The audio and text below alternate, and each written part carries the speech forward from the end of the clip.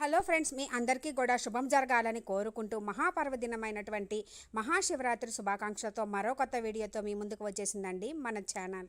ఆ పరమేశ్వరుడు లింగోద్భవంలో ఆవిర్భవించినటువంటి మహాపర్వదినమైన మహాశివరాత్రి నాడు శివలింగం పెట్టుకొని ఇంట్లోనే మనము సులువుగా అభిషేకం ఎలా చేసుకోవాలి, అందుకు కావాల్సిన సామాగ్రి, ఏ ద్రవ్యాలతోటి అభిషేకించడం వలన ఏమి ఫలితాలు కలుగుతాయి, ఇంకా మారేడు దళము మరియు బిల్వపత్రము యొక్క విశిష్టత, అవి సమర్పిస్తే ఏమి జరుగుతుంది, ఎన్నో విశేషాలతోటి ఈ వీడియో ఉంది ఫ్రెండ్స్. లాస్ట్ వరకు మిస్ కాకుండా చూడండి. మహావిష్ణువు అలంకార ప్రియుడు, శివో అభిషేక ప్రియ అంటే శివుడు అభిషేక ప్రియుడు అని. కొంచెం నీళ్లు సమర్పించిన జోలు పొంగి పొరలిపోయి మనల్ని అనుగ్రహిస్తాడు అండి పరమశివుడు, ఆ బోలా శంకరుడు. మహాశివరాత్రి నాడే కదండి, ఇంట్లో కూడా మనం ప్రతి నెల వచ్చే మాస శివరాత్రి రోజు సోమవారం రోజు లింగం ఉంటే ప్రత్యేకంగా పూజ చేసుకోవచ్చు. అభిషేకంకి కావాల్సిన పదార్థాలు మనకి పాలు, పెరుగు, తేనె, చక్కెర, నెయ్యి, పంచామృతాలు, మనం ఇంట్లో ఉన్న ఏ యొక్క పండ్ల రసమైనా తీసుకోవచ్చండి. అరటిపండు, రసం, కమల రసం, చెరుకు రసం, కొబ్బరి నీరు, ఆకు వేసిన నీటిని తీసుకున్నానండి నేనైతే. చింతలు, పువ్వులు, మారేడు దళమండి, ఇంకొకటి వచ్చేసి బిల్వపత్రము, కొబ్బరికాయ. ఇవండి మనకి అభిషేకానికి కావాల్సిన పదార్థాలు. సిద్ధం చేసుకొని పక్కన పెట్టుకోవాలి. పక్కన పెట్టుకొని మనం ఎక్కడైతే అభిషేకం చేయాలి అనుకుంటున్నామో అక్కడ చక్కగా మనము పీట వేసుకొని, పీట మీద అష్టదళ పద్మం ముగ్గు వేసుకొని, తెలుపు లేదా ఎరుపు వస్త్రం పరుచుకొని, శివపార్వతుల ఫోటో ఉంటే ఫోటో పెట్టుకొని, ఆ ముందు అష్టదళ పద్మం వేసుకొని, ఆ పైన ఒకటి వెండి లేదా రాగి ఇత్తడి ప్లేట్ పెట్టుకొని, అందులో ఒక తమలపాకు పెట్టుకొని, ఆ పైన మనం ఇంట్లో ఉన్న శివలింగం పెట్టుకోవాలి.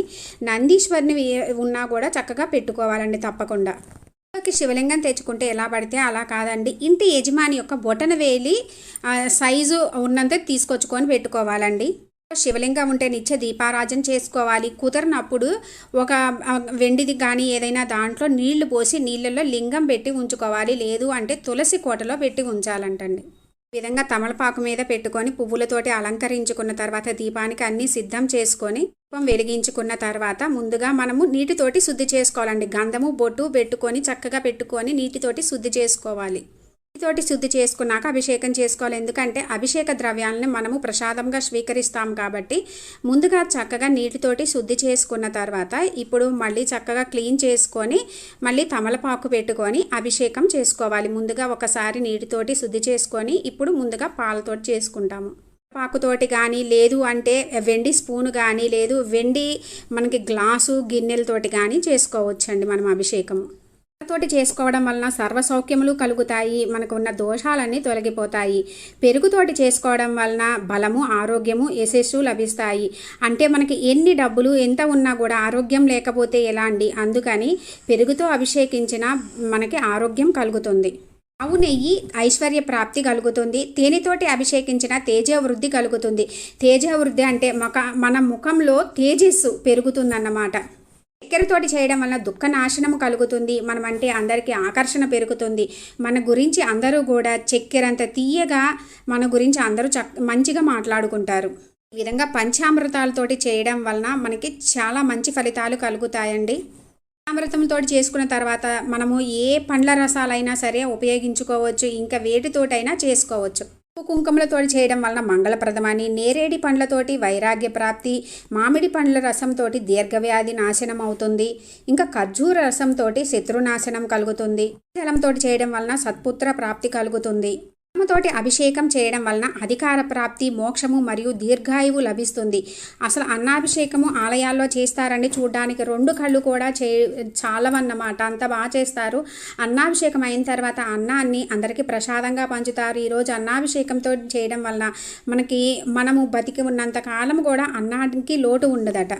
ఈ అన్నాన్ని వేడి అన్నంతో చేయకూడదండి, చల్లారిన అన్నంతో చేయాలి. ద్రాక్ష జలాభిషేకం చేయడం వలన సకల ఐశ్వర్యములు కలుగుతాయి.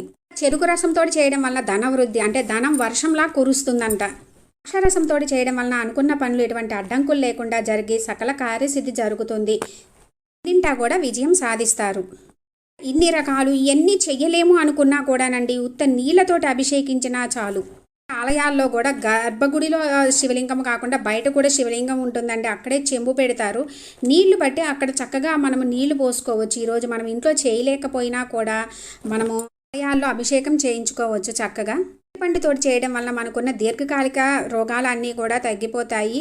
శివుడికి మనం ఆర్భాటంగా చేయపోయినా కొంచెం నీరు పోసినా పొంగిపోతాడు. ఎందుకంటే ఆ పరమేశ్వరుడు గరళం మింగాడు, హాలాహలాన్ని కంఠంలో ఉంచుకున్నాడు. దేవదానవులు పాలసముద్రం చిలికినప్పుడు అమృతం ముందు వచ్చిన హాలాహలాన్ని మాత్రం ప్రపంచాన్ని నాశనం చేయకుండా తన కంఠంలో నిలుపుకున్నాడు.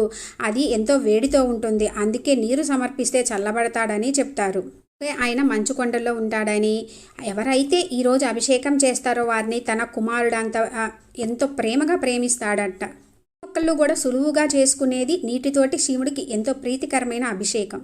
ఒక మాట అంటారు కూడా అండి పెద్దవాళ్ళు, జన్మతః శివరాత్రి అంటే మన జన్మలో ఒక్కసారైన శివరాత్రి చేసుకోవాలి అని. అభిషేకం చేసుకునేటప్పుడు నమ్మక చెమ్మకాలతోటి కానీ శివ అష్టోత్తరము లేదు ఏమి చేయలేము అనుకున్నా కూడా ఓం నమ శివాయ అని అనుకుంటూ మాత్రం చేయాలి. రసంతో చేయడం వలన అన్నింటా విజయం లభించి మనకు ఎటువంటి పనులు చేపట్టినా కూడా అడ్డంకులు లేకోకుండా సకల కార్యసిద్ధి జరుగుతుంది. రసంతో చేయడం వలన ధనవృద్ధి కలిగి ధనం వర్షంలా కురుస్తుంది. రసంతో చేయడం వలన ఆరోగ్యం, అభిషేకం చేయడం వలన నష్టపోయినవన్నీ తిరిగి లభిస్తాయి. ఇంకా రుద్రాక్ష జలాభిషేకం చేస్తే సకల ఐశ్వర్యములు కలుగుతాయి. ఒక్క ద్రవ్యంతో ఒక్కొక్క ఫలితంగా ఉంటుంది. ఈ విధంగా మనము అన్నిటితోటి అభిషేకం చేసుకున్న తర్వాత అవన్నీ కూడా ఒక గిన్నెలోకి తీసుకోవాలండి. ఎందుకంటే మనము ఇది ఆ శివుణ్ణి అభిషేకం చేసిన దీన్ని మనం ప్రసాదంగా ఇంట్లో అందరము స్వీకరించాలి. కాబట్టి తీసుకున్న తర్వాత మనము మళ్ళీ తమలపాకు మీద పెట్టుకొని నీటితోటి శుద్ధి చేసుకున్న తర్వాత మళ్ళీ తమలపాకు మీద పెట్టుకోవాలండి. పెట్టుకొని ఇప్పుడు గంధంతో చేసుకోవాలి. గంధంతో చేయడం వలన చక్రవర్తిత్వము కలిగి ఉదర సంబంధిత రుగ్మతలన్నీ తొలగిపోతాయి. గంధంని ఇంట్లో అందరూ కూడా నుదుటిని పెట్టుకోవాలండి. ఇప్పుడు మళ్ళీ కూడా మనము అవన్నీ తీసి ఒక పక్కన పెట్టుకొని మనము వాడుకోవచ్చు కూడా. ఆ గంధాన్ని ప్రతిరోజు మనము బొట్టుగా పెట్టుకోవచ్చు. తర్వాత నీటితోటి శుద్ధి చేసుకొని మళ్ళీ తమలపాకు పెట్టుకొని ఇప్పుడు మనము విభూదితోటి చేసుకోవాలి. అంటే ఆ శివునికి ఎంతో ఇష్టమైనది విభూదిని. బోలా శంకరుడు ఒళ్ళంతా విభూది రాసుకొని ఉంటాడు, అందుకే విభూదితో చేస్తే ఆయన ఎంతో ప్రీతి చెందుతాడు. విభూదిని అంతా తీసుకొని ఒక బాక్స్లో ఏమన్నా భద్రంగా పెట్టుకుంటే మనకి ఏదైనా అనారోగ్యాలు కలిగినప్పుడు, ఏదైనా బాగోనప్పుడు, ప్రతిరోజు బయటికి వెళ్ళేటప్పుడు పెట్టుకుంటే మనకు అంతా శుభం జరుగుతుంది. అంతా తీసుకొని పక్కన పెట్టుకున్న తర్వాత కొబ్బరి నీటితోటి చేసుకోవాలండి. కొబ్బరి నీటితోటి చేయడం వల్ల సకల సంపదలు కలిగి మనకున్న దోషాలు అన్నీ తొలగిపోతాయి. నీటితోటి చేసిన తర్వాత ఇప్పుడు నేను బిల్వ దళం వేసిన నీటితోటి చేస్తున్నానండి. బిల్వ దళంతోటి చేసిన నీరుతోటి చేస్తే ఈ జగత్తులో ఉన్న అన్ని తీర్థాలతో స్నానం చేస్తే ఎంత ఫలితం కలుగుతుందో ఆ స్వామివారికి ఈరోజు 3 ఆకులతోటి కూడినటువంటి దళాన్ని సమర్పిస్తే అంత పుణ్యం కలుగుతుంది. త్రిజన్మ పాప సంహారం మనకి అక్కడే ఉంటుందండి. త్రిదళం త్రిగుణాకరం త్రినేత్రంచ త్రియాయుధం త్రిజన్మ పాప సంహారం ఏకబిల్వం శివార్పణం. బిల్వపత్రంలో కుడివైపున శివుడు, ఎడమవైపు బ్రహ్మ, మధ్యలో శివుడు కొలువై ఉంటారు. ఈ బిల్వ ఆకుల్ని మనము సోమ, మంగళ, శుక్రవారాల్లో రాత్రి సమయాల్లో కోయకూడదు. ఒకసారి లక్ష్మీదేవి కఠోరంగా తపస్సు చేయగా అప్పుడు పరమేశ్వరుడు ప్రత్యక్షమై వరాన్ని ప్రసాదిస్తాడు. నీవు బిల్వ వృక్షానికి అధిష్టాన దేవతగా ఉంటావు, బిల్వదళంలో నువ్వు కొలువై ఉంటావని వరమిచ్చారు. అందుకే బిల్వదళం ఒక్కటి సమర్పిస్తే చాలా మంచిది. ఇంకా మారేడుకి శివప్రియ అనే పేరు కూడా ఉంది. వృక్షం సమర్పిస్తే మన వంశం కూడా వృద్ధి అవుతుంది. ఇంకా శనీశ్వరుడు కూడా మన దగ్గరకు రాలేడంట. శివుడికి ఇష్టమైన జిల్లేడు పూలతో పూజిస్తే విశేష ఫలితాలు కూడా కలుగుతాయి, ఆరోగ్యం సిద్ధిస్తుంది. ఇప్పుడు ఈ నీటిని ఇంట్లో అంతా జల్లుకొని మన మీద కూడా జల్లుకొని తీసుకువెళ్ళి చెట్లో పోయాలండి.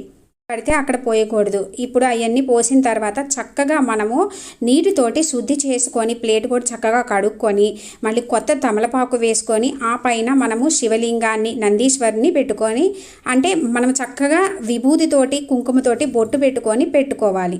పెట్టుకున్న తర్వాత చక్కగా పువ్వులతోటి అలంకరించుకొని స్వామివారికి సంబంధించినవి అన్నీ చదువుకుంటా మనము పువ్వులు, అక్షింతలు చక్కగా పూజ చేసుకోవాలి. పూజ అంతా అయిన తర్వాత ధూపదీప నైవేద్యాలు సమర్పించుకొని కొబ్బరికాయ కట్టుకొని మనము పూజ ముగించుకుంటామండి. ఇంకా ఈ అభిషేకం మనము ఈరోజు అర్ధరాత్రి లింగోద్భవ సమయంలో చేసుకుంటే ఇంకా విశేష ఫలితాలు కలుగుతాయి. అంతా చెయ్యలేము అనుకున్నా కూడానండి ఈరోజు మనము నీటితోటి కొంచెం నీరు సమర్పించి విభూది సమర్పిస్తే ఈ జగత్తులో ఉన్న పుష్పాలు, ఫలాలు అన్నీ ఒకసాట చేర్చి ఆ శివుడిని సమర్పిస్తే కలిగే ఫలితం కలుగుతుంది. ఇంకా పుష్పాలతో పూజించడం వల్ల మనకి భూలాభము కలుగుతుంది అండి. నాకు తెలిసిన పూజా విధానం, అభిషేక విధానము శివరాత్రి డేట్ అండ్ టైము మరియు నిషితకాల పూజా సమయము, ఇంకా అఖండ దీపం పెట్టుకొని జాగరణ చేస్తూ ఎలా చేసుకోవాలి పూజ, ఇవన్నీ నేను అప్లోడ్ చేసిన వీడియోస్ ఉన్నాయి ఫ్రెండ్స్. అవన్నీ డిస్క్రిప్షన్లో ఇస్తాను. అఖండ దీపం లేకుండా పూజ ఎలా చేసుకోవాలి అనేది రేపు వీడియో అప్లోడ్ చేస్తాను ఫ్రెండ్స్. అవన్నీ కూడా డిస్క్రిప్షన్లో లింక్ ఇస్తాను, ఇంట్రెస్ట్ ఉంటే విజిట్ చేయండి. భోళాశంకర్నికి ఎంతో ప్రీతికరమైన అభిషేకం ఎలా చేసుకోవాలో చూశారు కదా ఫ్రెండ్స్. ఏ ద్రవ్యాలతోటి చేయడం వల్ల ఏమి ఫలితాలు కలుగుతాయో తెలిసింది కదా. పవిత్రమైన మహాశివరాత్రి పర్వదినం నాడు మీ శక్తి కొలది భక్తి శ్రద్ధలతో పూర్తిగా మీకు తోచినంత వరకు మీ ఇంట్లోనే ఉన్న వస్తువులతోటి అభిషేకం చేసుకొని ఆ శివానుగ్రహం పొందాలని కోరుకుంటున్నాను ఫ్రెండ్స్. Thanks for watching.